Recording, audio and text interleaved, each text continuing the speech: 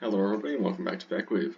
So today we're going to be taking a look at the little Goblin Rider archetype that more recently got revealed for the new set. I think it's Phantom Nightmare. I don't really know, don't really care. But Goblin Rider, I'm really excited for this archetype because one, I get to scream Hog Rider and not get judged mentally. I'm still going to get judged, but it's going to be worth it because I get to scream Hog Rider while playing dumb little Yu-Gi-Oh cards because I'm mentally ill. Anyway. We have two builds of the deck for you today, a pure variant and a punk variant, and we're just going to go with the pure variant first. We have the actual Hog Riders themselves, free Doug the Assaulter. If this card is in your hand, you can attach a material from a monster on the field, and if you do, special summon this card.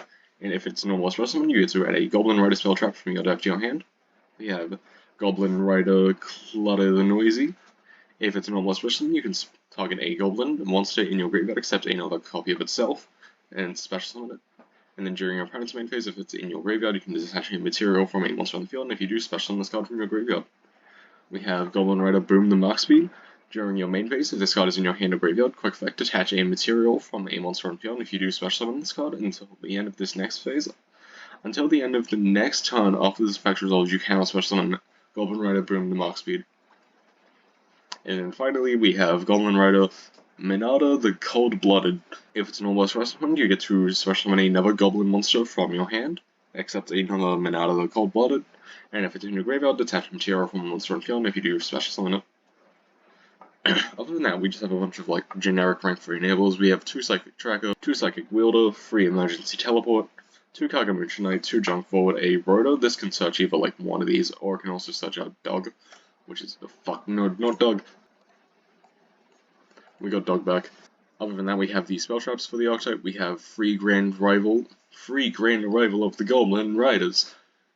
It adds a Goblin monster from your deck to your hand, then you can attach a material from a monster on field, and if you do, you can special summon a level 4 or lower Goblin monster from your hand. And also, you can match this card from your graveyard, attach a material from a monster on field, then add a Goblin monster from your graveyard back to your hand.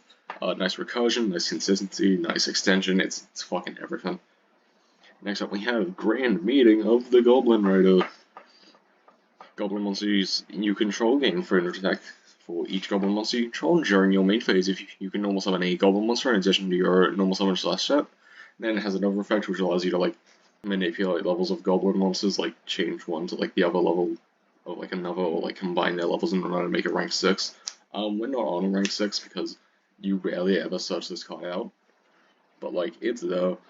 And then we have the trap card of the archetype, Goblin Rider Stampede. During the main phase, you can immediately after this effect resolves, Exceed Summon, using only Goblin monsters you control as material. And if you control a Goblin Exceed monster, you can target a effect monster on the field, attach a material from a monster on the field, and if you do, negate that monster's effects. It's pretty nice. Other than that, we are just on a bunch of generics, like a free Nib, free Ash, a free Prosby, Cold Bind, free Impub. In the abstract, we have, Zeus. Oh, yeah, wait, something else to mention. We are on the Full Armored Xyz engine. So, Full Armored Dark Lancer, Xyz Armor Fortress, and the Xyz Armor Torpedo alongside the Full Armored Xyz. Goes pretty nice in this deck, actually, especially in the pure variant. We have a Down Magician for the Zeus lane. We have 2 Goblin Rider Big-Headed Gabanga. Generic rank 3, and if it succeeds someone, you can add a Goblin monster from your deck to your hand. And if a material is detached from a monster on field, target another face-up monster on the field, and attach it to this card as an Xyz material, and also during each end phase, you can attach a Goblin monster from your deck to this card as an Xyz material. We have a bunch of just generic rank 3s, Breaksword, Cicada King. Cicada King is nice, just part of your end board. Fortune Turn also for the Zeus line. Then just a bunch of generic flanks, Access Code, Nightmare Unicorn, Nightmare Phoenix, Little Knight, and IP Masquerade. With that, let's just get into the game. Alright, so for this game, we're going to be going up against Infernity. Let's go. Alright, so our hand is looking pretty, no extenders. So we're going to normal summon Doug use Doug in order to go grab out the Grand Meeting, extra normal, summon out the Clutter the Noisy, rank 3 for the Big Head of Gabanga. Search out Mark Speed effect will then go detach itself. We'll then rank up into Xyz Armor Fortress in order to go search out the trap. We'll then this in order to summon out this one. Use that in order to summon back Doug, and make another rank 3 for the Gabanga so that we can actually activate the trap. Attach another one, I think it was Mark Speed. Or anyway, our opponent will start off with Void Barrier, allowing them to do something. I don't know what these cards do. Summon us. This is Jetty. It's Jetty. Anyway, we'll now chain the Xyz, full armored Xyz. They will then chain Jetty in order to fucking banish it. And then we will just flip up the Goblin Rider Stampede and also just have it on field. Anyway, we still get to rank up into the Dark Lancer, and then they are just going to start popping off. They are going to use the Snake Eye in order to summon out Excel. We're then going to Stampede,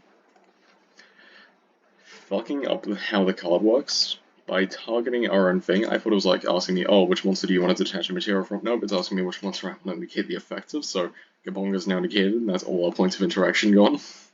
But we do gain just a shit ton of curability.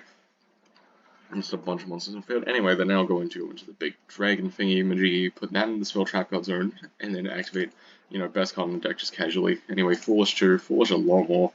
Just fucking walk into everything. Summon out these two in front of the Decatron, I think that is, yeah. We'll just do some stuff, they'll then just fucking add another card, make the little guy, and then they will just wipe both our boards. Pretty good position to be in, honestly. It's really nice. Anyway, summon out the Junk Forward, activate the Grand Arrival, they will then negate the fucking, we'll then just normal this, summon out a Xyz Armor Torpedo, we'll activate that in order to grab back the Clutter. We'll then just walk in for 25, make a downward, make a Zeus, and our opponent will concede. So, deck number 2, Hog Rider Punk. I think this deck is honestly better than the other one. The other one has a really big problem where, like, you have not got a lot of gas. This one is just all gas, no brakes. It's really nice.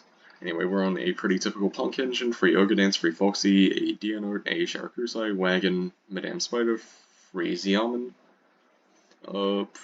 one Extreme Session and one of each trap. And then for the Hog Riders, we have 2 Dog, a Clutter, and a Boom.